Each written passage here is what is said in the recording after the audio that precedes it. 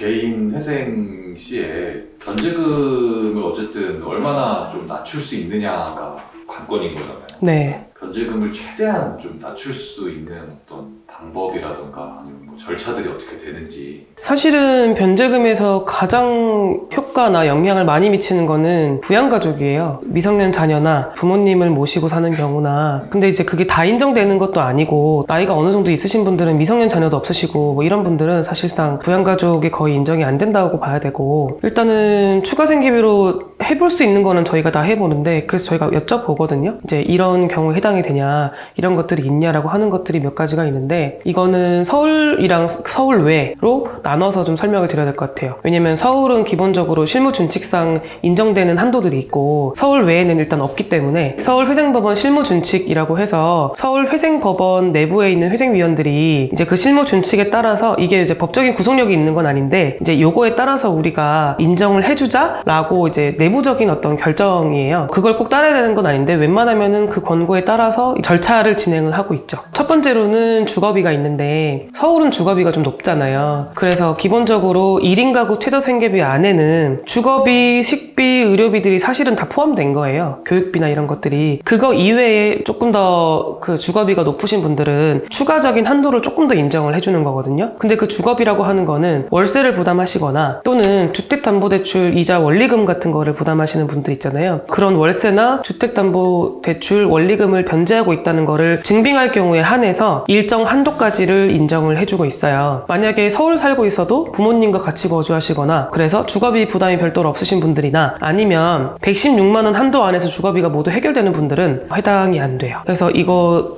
금액이 정해져 있는데 1인 가구 추가 그 주거비 인정 한도가 37만 2,758원이거든요. 예를 들어서 내가 월세를 한 100만 원 정도 낸다고 하더라도 그 100만 원이 다 인정되거나 원리금이 뭐 80만 원이라고 해도 그게 다 인정되는 게 아니고 추가 한도 금액 내에서만 이제 인정이 돼요. 그래서 이게 이 정도만 해도 되는 분이 있고 이걸로 모자라는 분도 있는데, 근데 이제 어쩔 수 없어요. 이거는 추가 생계비이기 때문에 원래는 아예 인정이 안 되는 거예요. 그냥 116만 원으로 알아서 원래 다 해야 되는 건데, 이제 서울의 경우에는 너무 팍팍하고 이렇게 인정을 해버리면은 변제 계획 가능성이 떨어지니까 현실적인 부분을 이제 받아줘서 이제 인정을 해주는 거고, 이게 서울회생법원 준칙이 이렇다고 해서 그러면 다른 지역에서는 추가 주거비를 인정을 안 해주냐, 그런 건 아니고 기본적으로 원칙은 없는데 내가 특별하게 이제 주거비 부담이 굉장히 높다라는 것들을 아까 말씀드렸던 방식으로 똑같이 소명을 하면 받아주기도 하고 안 받아주기도 해요. 왜냐면 원칙이 없기 때문에. 이거는 이제 회생위원 재량껏 받아주는 경향이 있어요. 변호사님의 재량일 수도 있겠네요. 그렇죠. 그래서 잘 설득을 해봐야죠. 근데 설득을 하는 것까지지 사실은 또 회생위원이 죽어도 안 된다고 하면 또 방법은 없어요. 근데 이제 하는 데까지는 해보는 거죠.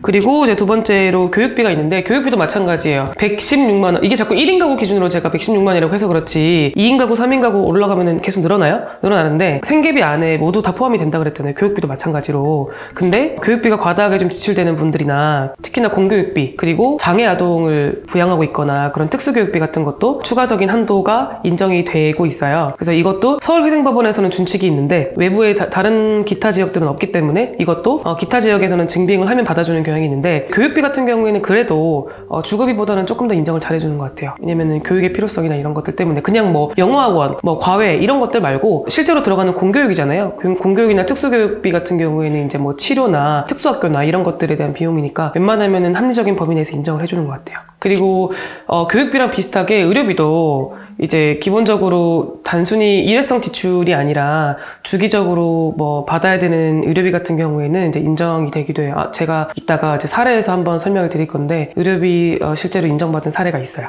그거는 제가 한 번 더 소개를 해드릴게요. 이것도 똑같이 사실은 내가 가진 생계비 한도 내에서 다 지출하는 게 맞지만 조금 더 과다하게 나오는 분들이나 주기적으로 지출하시는 분들은 현실적인 수준에 맞게 서울에서는 기준을 두고 외부에서는 기준이 없지만 관행상 인정되는 경향이 있다. 네. 근데 의료비가 기준보다 과다하게 나오는 경우들이 있나요? 있죠. 왜냐면은 대부분 보통 사람들은 의료비 지출이라는 게 주기적으로 있기가 힘들어요. 기껏 해봐야 병원 한번 다녀오고 뭐 이 정도기 때문에. 근데 장기적으로 지속적으로 약을 드시는 분들 있잖아요. 그런 분들은 한 달에 뭐 5만 원에서 10만 원 정도 들어가시는 분들이 있고, 질병을 갖고 계신 분 중에서 3개월에 한 번, 뭐 6개월에 한 번 이렇게 다니셔야 되는 분들이 있기 때문에 그런 분들은 꾸준히 진료비가 나올 수 있죠. 추가적으로 그때 이제 설명드렸던 것 중에서 이제 사람들이 많이 질문을 하시는 게 이제 통신비가 있는데, 통신비의 경우에는 인정이 될까요? 통신비도 굉장히 다들 쓰시는 거고 휴대폰 없이 생활이 어렵잖아요.